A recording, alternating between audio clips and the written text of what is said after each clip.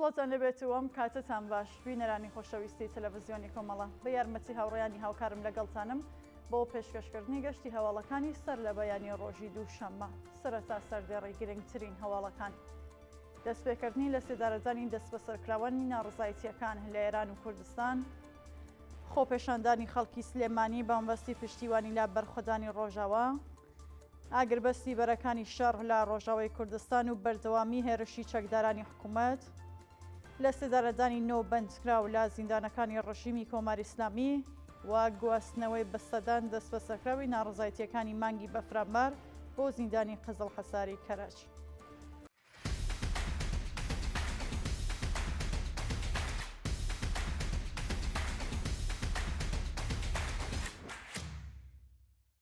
دەستپێکردنی لە سێدارەدانی دەست بە سەرکراوانی ناڕزایەتیەکان لە ئێران و کوردستان بەپێ دوایین راپۆرتەکان ڕژیمی کۆماری ئیسلامی لە شەڕە جیاوازەکانی ئێران و کوردستان دەستی بە لە سێدارەدانی دەست بە سەرکراوانی ڕەوتی ناڕزایەتیەکانی مانگی بەفرامبار کردووە.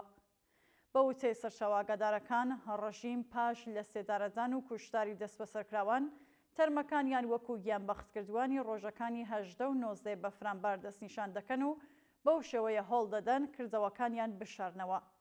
بەپێ دوایین هەواڵەکان ڕۆژی ڕابردوو تەرمیلانی کەم 100 هاوڵاتی خەڵکی شاری کرماشان ڕەوانەی یاریگای ئێمام لە تاغبستان کراون و ڕاگەیەندراوە کە ئەم شارۆمەندانە لە ناڕزایەتیەکاندا بە تەقەی سەرکوتگەرانی ڕژیم گیانیان بەخت کردووە. بەردەوامی دەست بە سەرکران و ناڕوونی چارەنووسی سێ هاوڵاتی خەڵکی شاری جوانڕۆ بەپێ دوایین راپۆرتەکان سێ هاوڵاتی خەڵکی شاری جوانڕۆ بۆ ماوەی زیاتر لە 17 ڕۆژە دەست بەسەر و هێشتا چارەنووسیان دیار نییە. راپۆرتەکان ئاماژە بەوە دەکەن کە ئەو سێ شارۆمەندە ڕێکەوتی 18 بەفرامباری ئەمساڵ و هاوکات لەگەڵ دەستپێکردنی مانگرتنی گشتی لە شارەکانی کوردستان و ئێران لەلایەن هێزەکانی ئیتلاعاتی سوپای ڕژیمەوە دەست بەسەر و ڕەوانەی گرتوخانەکانیەوە ناوەندەکراون. شاینی باسەکە سەرەڕای بەدوەداشتنی بنەماڵەکانیان لەسەر دۆخی تەندروستی و شوێنی ڕاگرتنیان تا کاتی داڕشنی ئەم هەواڵە زانیاریەک لەبەردەستانیە. گواستنەوەی ئارام نیکپەی بۆ زیندانی شاری مەریوان ڕۆژی شەممە شواری ڕێبەندانی 1404 هەتاوی ئارام نیکپەی هاوڵاتی خەڵکی شاری مەریوان بەمبەستی تێپەڕاندنی ماوەی بەندکرانەکەی ڕەوانەی زیندانیە و شارەکرا.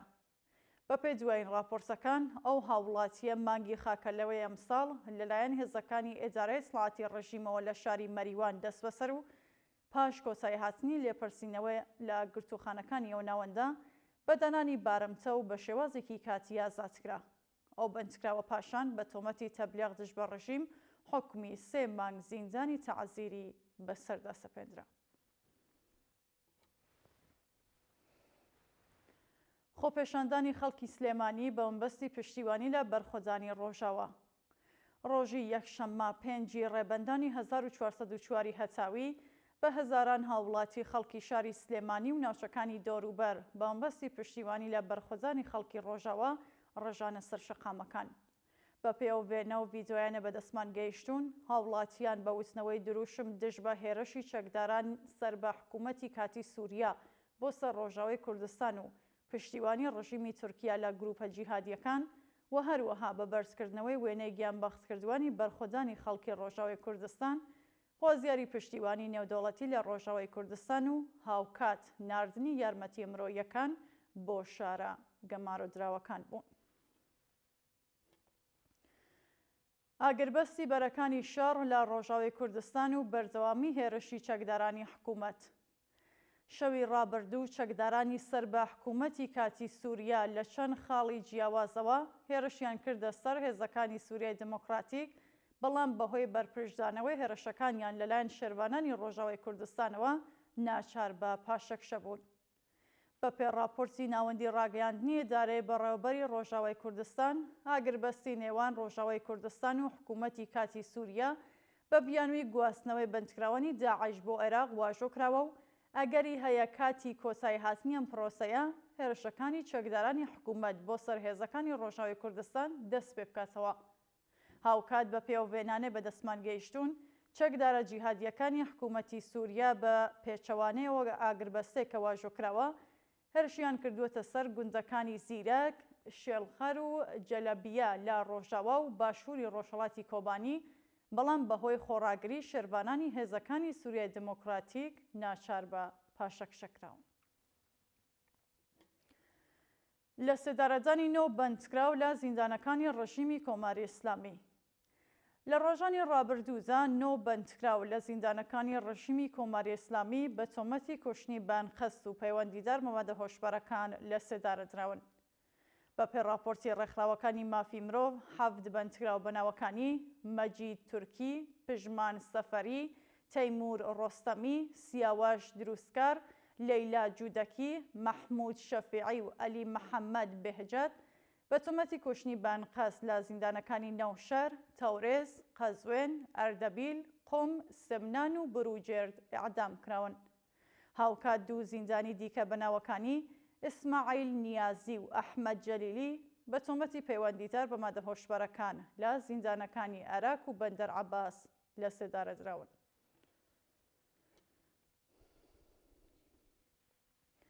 گواستنەوەی بەسەدان دەست بە سەرکراوی ناڕزایەتیەکانی مانگی بەفرامبار بۆ زیندانی قەزل حەساری کەراچ. بە وتەی سەرچاوەکانی هەواڵ، هاوکات لەگەڵ بەردەوامی سەرکوتی ناڕازیان لە ئێران و کوردستان بەسەدان هاوڵاتی دەست بە سەرکراو ڕەوانەی زیندانی قەزل حەساری شاری کەرەچ کراون. سەرچاوە خۆجەییەکان ئاماژە بەوە دەکەن کە زۆربەی ئەو دەست بە سەرکراوانەی کە ڕەوانەی ئەو بەندیخانەیە کراون بۆ ژووری قەرەنتینەی بەندی دووهەم ڕاگوێزراون و لە مافی دەستڕاگەیشتن بە پارێزەر و پەیوەندی لەگەڵ بنەماڵەکانیان بێبەشکراون. چالاکوانانی مافی مرۆڤ با بڵاوکردنەوەی بەیاننامەیەک سەبارەت بە ئەم کردەوەی ڕژیم هۆشداریان داوە و ڕایان گەیاندووە کە ناوی دەست بە سەرکراوان بە فەرمی تۆمار نەکراوە و ئەمەش مەترسیەکی زۆر لەسەر گیانیان دروست دەکات. لە درێژە بەیاننامەکەدا جەخ لەسەرەوە کراوەتەوە کە ئەو بەندە وەکو گرتوخانەیەک لە نێو زینداندا بەکاردەهێنرێت و پێویستە کۆمەڵگای نێودەوڵەتی سەبارەت بەم کردەوەی حکوومەت بێهەڵوێست نەبێت. دووە هەواڵ بەردەوامی میلیتاریزەکردنی شارەکانی پارێزگای سیستان و بەلوچستان. بە پێو وێنانێ بەدەستمان گەیشتوون، ڕژیمی کۆماری ئیسلامی ژمارەیەکی زۆری کەرەستەی سەربازی و هێزی چەکداری ڕەوانەی شارەکانی پارێزگای سیستان و بەلوچستان کردووە.